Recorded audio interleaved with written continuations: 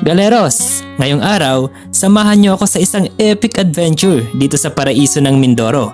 Let's go!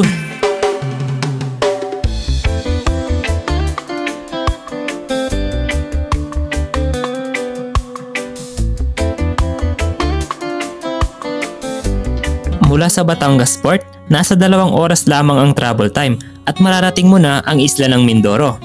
Bale, ang unang destination nga pala natin ay sa Puerto Galera, paikot ng Abra de Ilog. Bale, Mindoro Loop nga pala itong ating gagawin, Galeros, kaya mahaba-habang adventure din ito.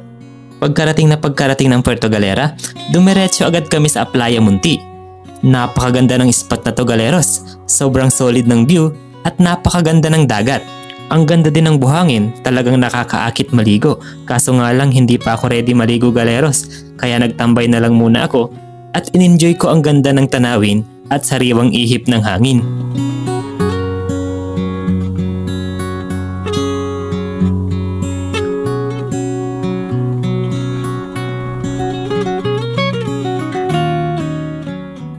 Ang susunod naman natin na pupuntahan, Galeros, ay ang Puerto Galera Mangrove Conservation and Ecotourism Area. Ilang minuto lang ang distansya nito mula sa Playa Munti. Ang ganda rin sa spot na to, Galeros. Sobrang daming mangroves at ang haba ng walkway. Nakakapagod pero sulit naman dahil ang dami mong matututunan at makikitang magagandang tanawin along the way.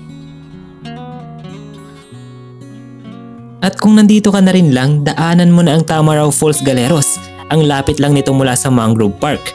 Pwede kang huminto dito saglit at mag-picture-picture.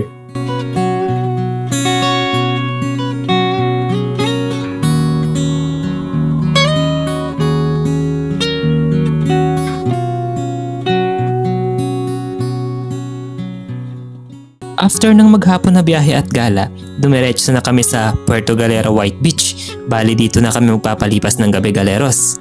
Maganda din sa spot na to, Galeros. Madami kang pwedeng pagtuluyan dito. Madami rin mga stores at restaurant na pwede mong kainan. Grabe ang puti at pino ng buhangin dito, Galeros. Perfect na perfect din para mag-sunset viewing.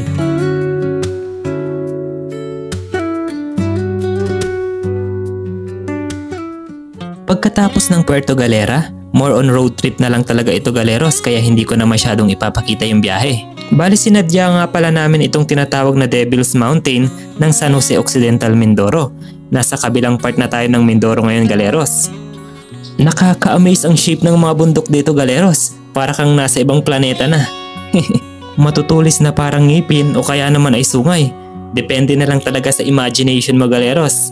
Bali, dito na rin pala kami magpapalipas ng gabi, Galeros, after ng mahaba-habang biyahe.